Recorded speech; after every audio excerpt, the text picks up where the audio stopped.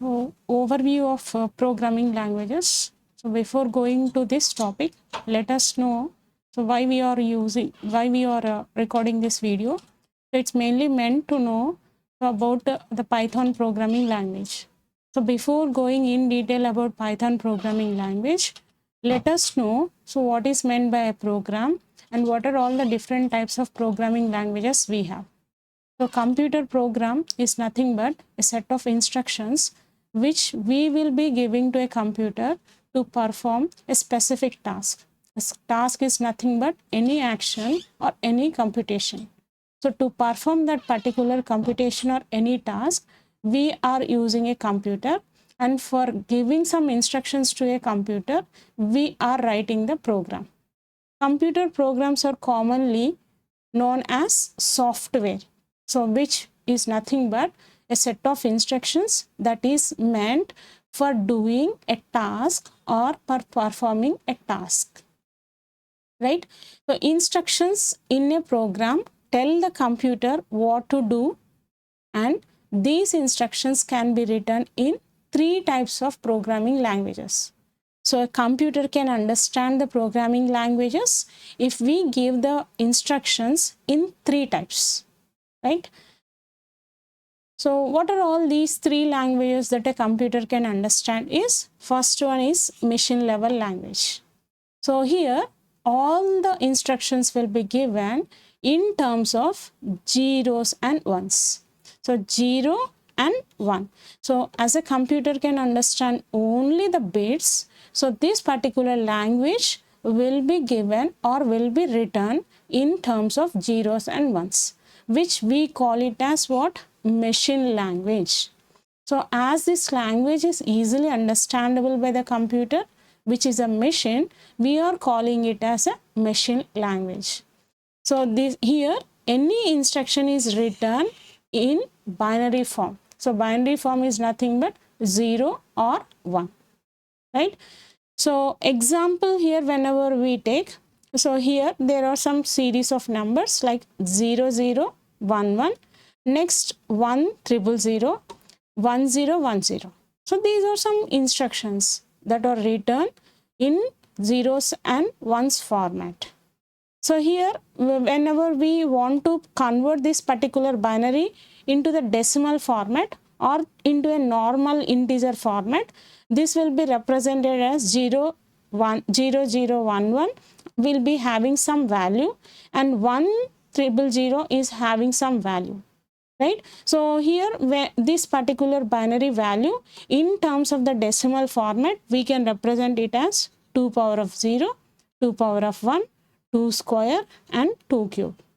So here this will be represented as 0 into 2 power of 3 plus 0 into 2 power of 2 plus 1 into 2 power of 1 plus 1 into 2 power of 0.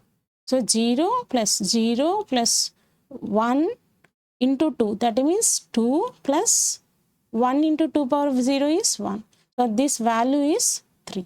So instead of writing the 3 as it is, so we are giving the computer the in terms of zeros and ones, which can be easily understood by it.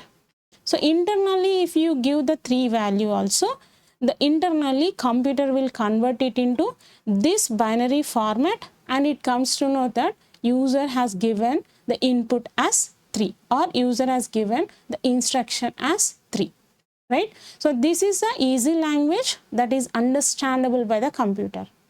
So it understands the language which is in terms of the zeros and ones, right? So this type of the language we call it as binary form, and this particular whenever we are giving instructions using these zeros and ones, that means using binary format, we are calling it as what? Machine language, right?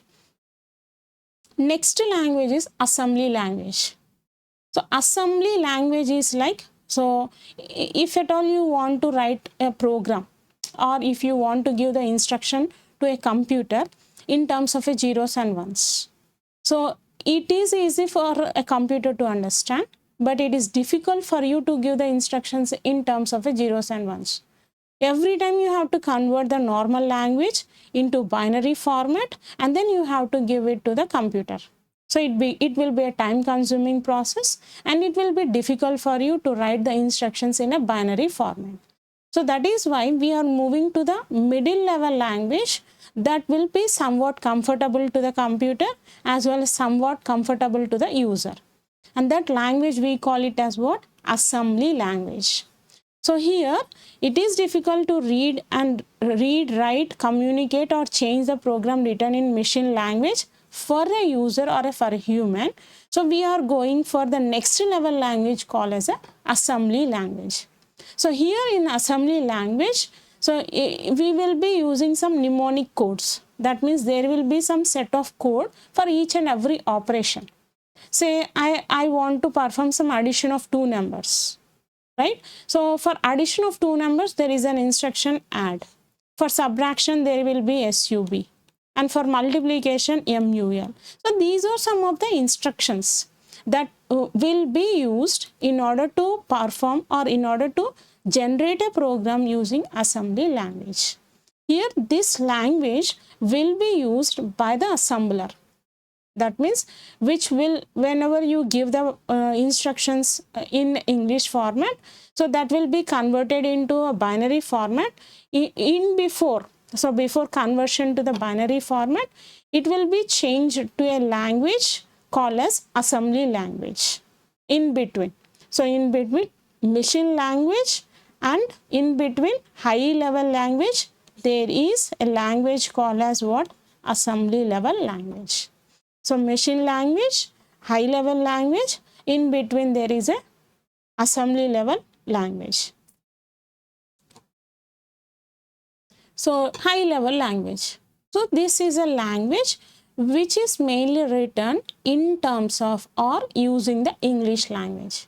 So normally we will be using English to speak to someone or to communicate with someone else, right? So in the same way, if you want to communicate to the computer or if you want to assign a task to the computer, you will be using a high level language. So this high level language is mainly written, the instructions in high level language will be written in a English language. So normal English alphabets, English sentences can be used to write a program or to write the instructions using high level language, right? So this particular high level language is platform independent. Here, whenever we come across a platform, we will be mentioning it as operating system. So based upon the operating system, there is no need of dependency on the operating system.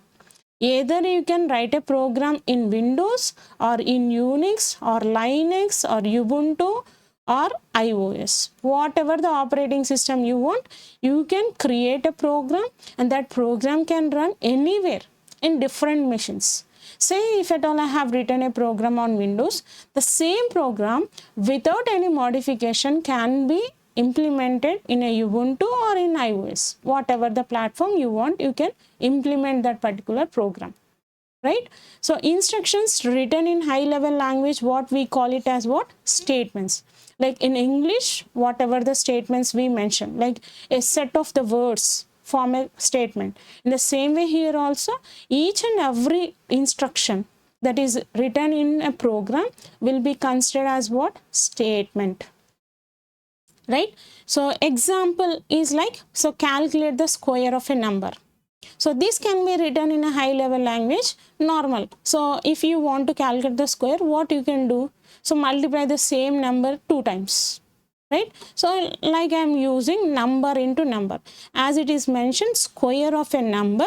Here I am using number into number. And this is where I am storing this particular number into a variable called as square. Right? So here this is easy understandable for us, but it is somewhat difficult for a particular computer. So here what it do? So this computer high level language will be converted to low level language or machine level language, right? So high level language, that means normal whatever the programs we write will be converted into zeros or ones, which can be understandable by a computer. A program written in high level language, what we call it as source code or source program, right? So whenever you are writing, or whenever you have written any program, we will be calling it as what? A source code or a source program, right? So high level language is not understandable by a computer, right? So then how it can understand whatever the instructions we have given? So for that purpose only, we have some steps to be followed. That means high level language will be converted into the low level or what? Machine level language. So this conversion process will be done in these 3 steps.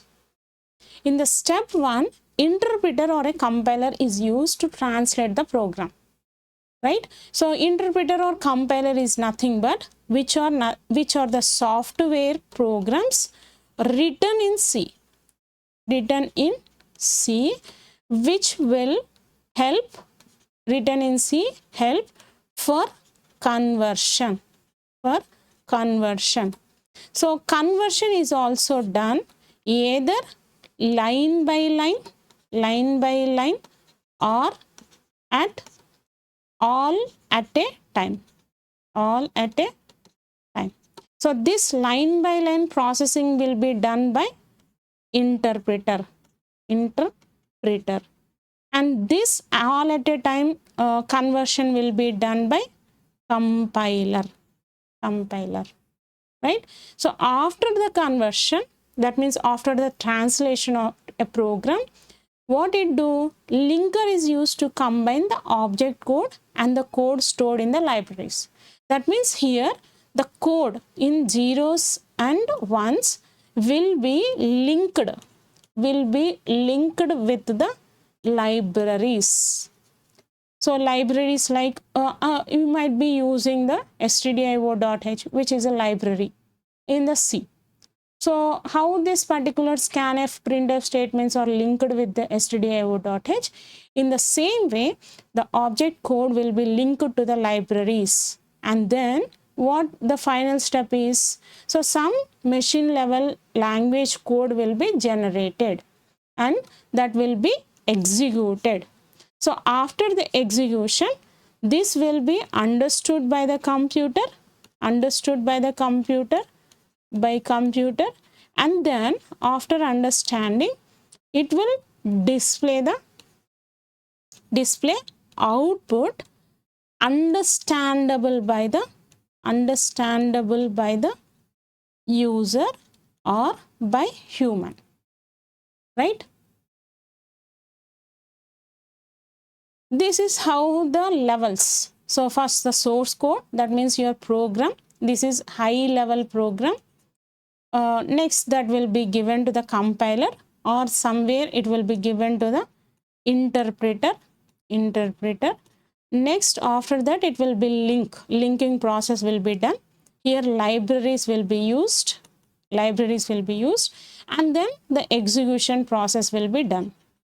After this, we will be getting the output that will be displayed on the screen for your program, right? So what is meant by compiler? Is a software, so which is written in C program. Translate a program written in high level language to what? Machine level language. For conversion purpose, we will be using a compiler or interpreter, either. So either you can use a compiler or interpreter. Some of the programming languages come with a compiler. Some of the programming languages work with the interpreter. Like C is a compiler programming language. Java is a compiler programming language. Whereas interpreter, Python comes under the interpreter language, where it uses interpreter for the translation purpose. The compiled program, what we call it as what? Object code. That means high level language is converted to the object code, that means machine level language. So examples are C, C++, Java. That comes under, so Java compiler is Java C is a Java compiler. And for C, we will be having a different compilers. So for C, if you want to run a program, so we will be using Alt F9 as well as Control F9 for compilation purpose. So coming to the interpreter.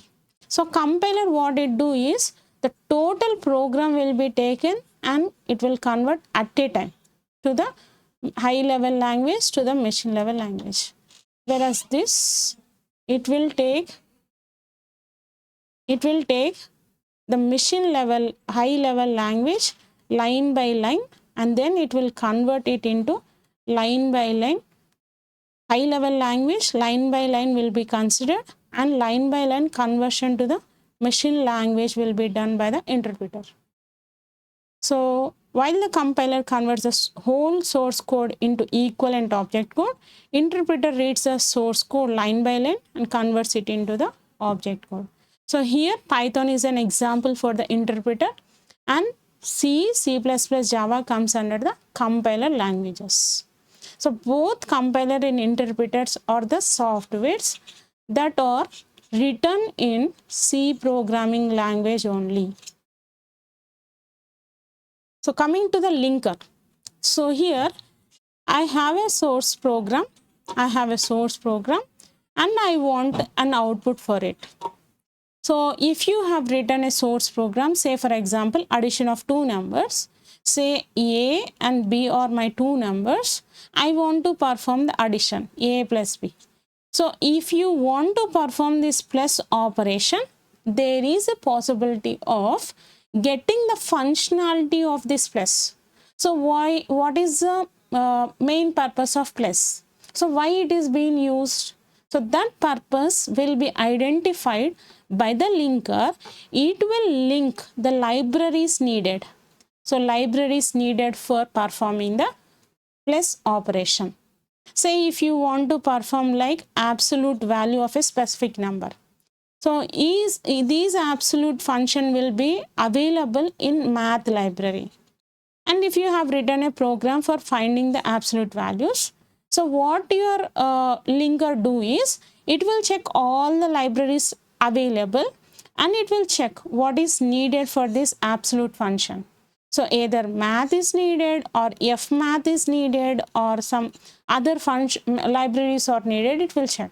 So based upon your program functionality, it will link. So either you are performing, it's a mathematical function, you are performing some trigonometric function, or you are performing some normal arithmetic operation. So based upon the functionality, specific libraries will be selected and it will be linked to your program for execution purpose. So after linking process, the source code in a program will be always a large. So what it do? So before the execution, all the modules of a program and the required libraries are linked. So the data within your program and the libraries will be linked with one another, and that will be done by what? By the linker, which is also a software. After linking process, we will be getting a executable code. That means the code which is ready for the execution. So after execution, we will get the output. So before execution process, that means ready to execute code will be generated by what? The linker. Now the loader. So what this loader do? It is also a software used to load and relocate executable program in the main memory. So I have a program and it is being converted into the using the compiler, it is converted into machine language, and after conversion to machine language, the linker is needed, which is used to link with the libraries for the program execution. Now the executable code is ready for me. After that, what this particular computer do is, it will allocate some space for your program in the memory, and that will be done by the loader. So this is mainly meant for what? Assigning the storage space for your program in the memory for execution.